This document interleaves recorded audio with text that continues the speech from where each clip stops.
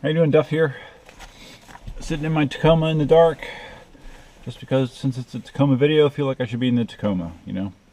So I want to give an update on the my dealer repair experience, and unfortunately, it once again was not a good one. I'm trying to think what I said last. Well, okay, I think I did outline it. Basically, what I was told on Thursday was they do not have the part in stock.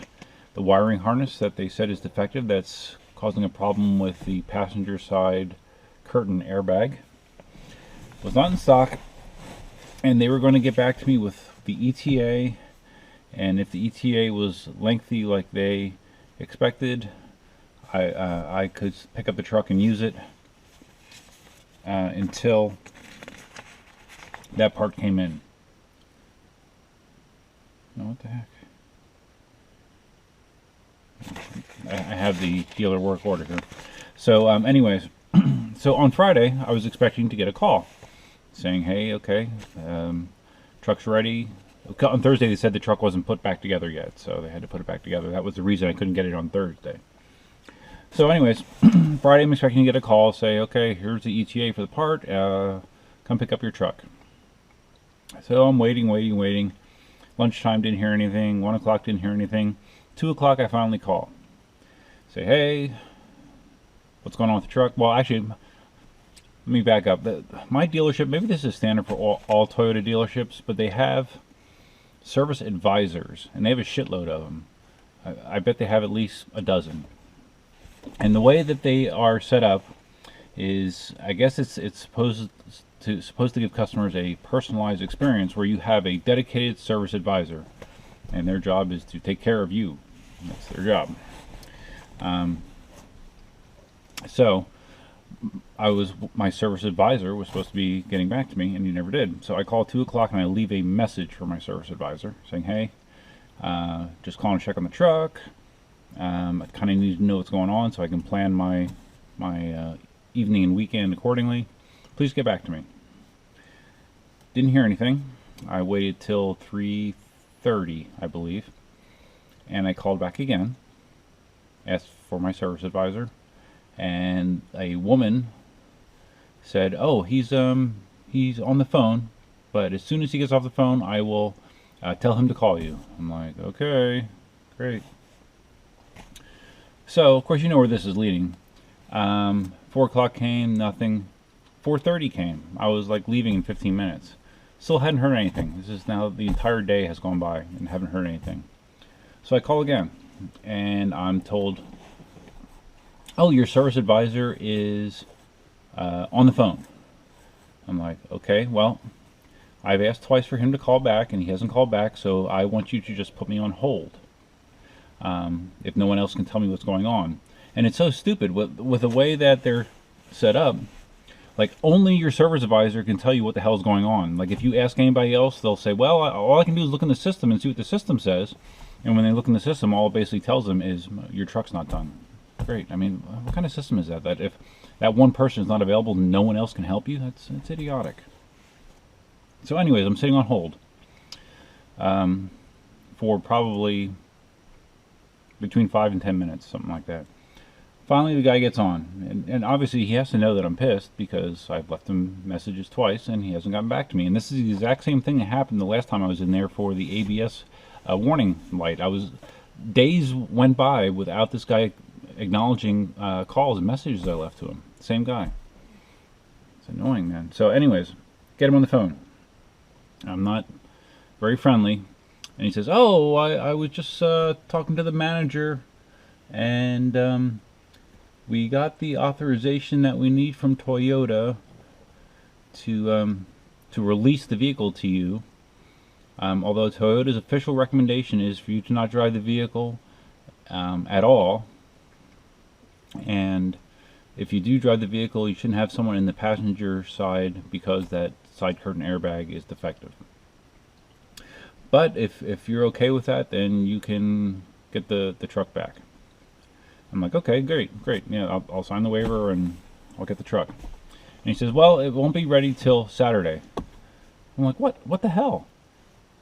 You know, you guys had it all day. Why does it have to wait till Saturday? Well, the truck is still apart. I'm like, why? It makes no sense. You know, he said that he told me that the part was going to take four weeks to get, approximately. And I'm like, okay, well, as soon as you knew that I was going to get the truck back. Why is the truck apart? And he said, oh, well, it's going to be ready Saturday. He didn't have an answer, you know. And I think the bottom line is he just basically didn't do shit all day. And when he finally when he knew that the rubber was meeting the road and he had to talk to me, then he went out and got a clarification, and only then, even though he claimed that wasn't the case, which I don't believe him, to be honest with you.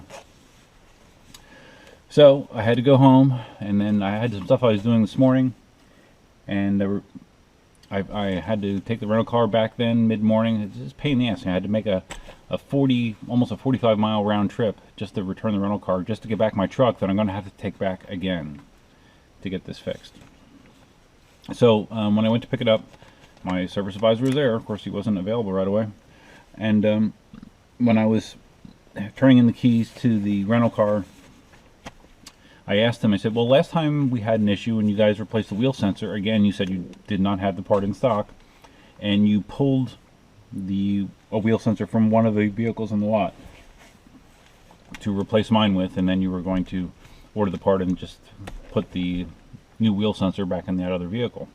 I said, why is it that you couldn't do something similar with the wiring harness? And he said, well, we looked at that. I'm like, yeah. And he just said, we looked at it, and he wouldn't answer the question. I don't know, this guy, he drives me crazy. So anyways, and I just wanted to cover the verbiage on this invoice. It says that, and this is describing my, let's see, where does this say my description? It did do the 10,000 mile service, by the way. Oh, one other thing that pissed me off before I read this is when I dropped it off, he said, okay, we're going to do the 10,000 mile service. We're going to look at that air light. And do you want us to wash the truck while we have it? I'm like, yeah, sure. It doesn't cost anything. Oh, yeah, no problem. We'll do it. They didn't wash the truck, of course. And I wasn't going to wait for them to do it today, so. Just same thing happened last time, too, actually. Told me they were going to wash the truck, and they didn't, so.